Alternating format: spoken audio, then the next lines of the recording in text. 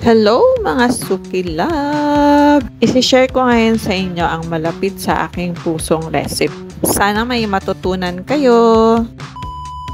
At ito na ang kanyang mga ingredients. Egg yolk, kasama salt, egg white, cake flour, at saka baking powder. Pinag-mix ko na sila.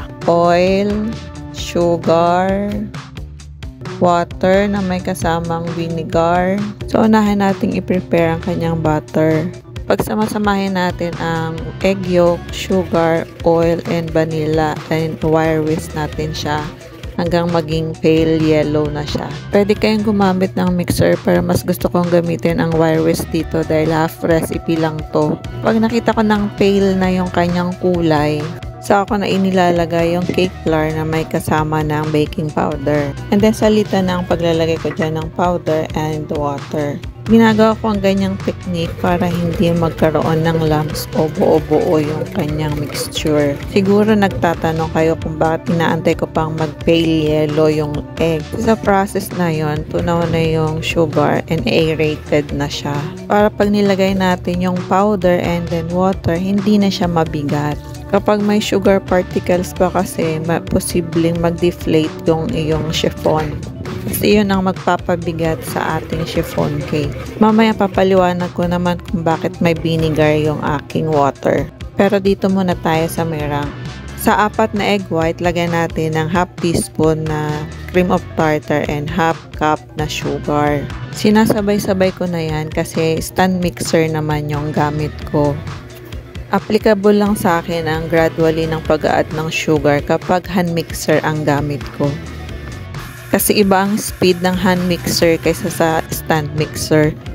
Promise, worth it talaga kapag may stand mixer kayo kasi less pagod na to. And then sa paghahalo naman ng butter and meringue, kuha muna tayo ng konting meringue at ilagay natin doon sa butter hanggang sa maging well incorporated siya. Balik tayo doon kung bakit may vinegar yung aking water is para mag-stabilize yung ating butter at hindi siya basta-basta na lang nabagsak.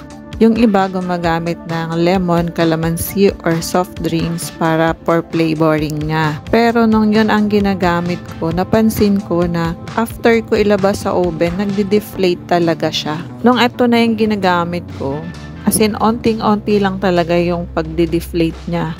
Tamang-tama lang na na-loosen siya doon sa llanera. Kahit i-press down mo siya, babalik siya sa dati niyang shape. Sa paghahalo ng butter at ng meringue, cut and fold lang yung ginagamit ko. Sa half recipe, nakakagawa ako ng 7 llanera. Hindi na ako naglalagay ng parchment paper or glassine. Diretso ko na siyang nilalagay kasi tinataob ko naman siya after nyan. Then maglo-loosen up na lang siya. After natin ilagay yung mga butter, itatap natin siya ng once para yung mga air bubbles mawala. Para naman sa frosting, ang gamit kong condensed ay jersey at saka 2 Alaska evap. Then naglalagay ako ng 3 egg yolk. Yung mga white niyan, itinatabi ko o nilalaga ko pa, napakain ko sa mga aso ko. And then salang na natin siya sa medium heat. Napansin nyo, wala akong inad na cornstarch or all-purpose or any kind. Kasi mas gusto ko siyang purong milk. Kasi kung maganda naman yung luto mo, once na pour mo yan siya sa cake base and then pag nalamigan na, nagiging malapot na rin naman siya. At mas lasang-lasa mo yung pagiging creamy ng milk. Ito yung sinasabi ko sa inyo na kahit anong press mo, bumabalik siya. Na-try ko na yan siyang pagpatong-patungin pero hindi talaga siya nadi-deflate. And super lambot ng kanyang cake. Nung ang ginagamit ko ay lemon or calamansi, parang nakakahirin yung cake base niya pag kinain mo. And then ang gamit kong cheese dito ay cheesy ng Magnolia. Magnolia, baka naman. Yung frosting nga pala na ginawa ko ay sakto lang din dyan sa 7 tab na yan. Then sa cheese, kalahati ng cheesy ang nagagamit ko. Pag nag-grate ako ng cheese, pahaba ang gawa ko para looks yummy. O diba, ang sarap-sarap niyang tingnan. Ang recipe ito ay matagal ko rin pinag-aralan at inabot ako ng mga 3 taon bago ito ma-perfect. Kaya kung nagustuhan mo ang videong ito, pa-like naman ako and comment down below. And pa-follow na rin po ako. Thank you!